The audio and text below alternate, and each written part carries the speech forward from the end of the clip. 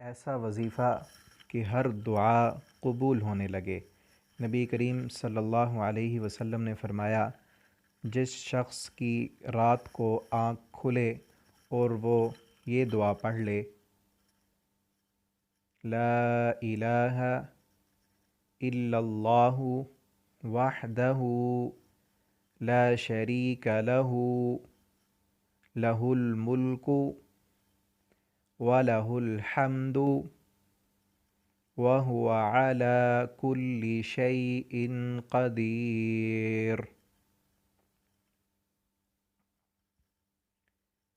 الحمد للہ وسبحان اللہ ولا الہ الا اللہ واللہ اکبر ولا حول ولا قوة الا باللہ۔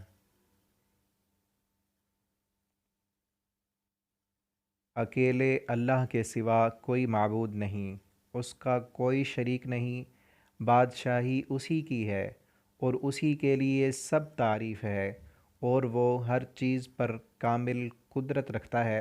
سب تعریف اللہ ہی کے لیے ہے، اور اللہ پاک ہے، اور اللہ کے سوا کوئی معبود نہیں، اور اللہ سب سے بڑا ہے، اور اللہ کی مدد کے بغیر نہ برائی سے بچاؤ ممکن ہے اور نہ ہی نیکی کی طاقت۔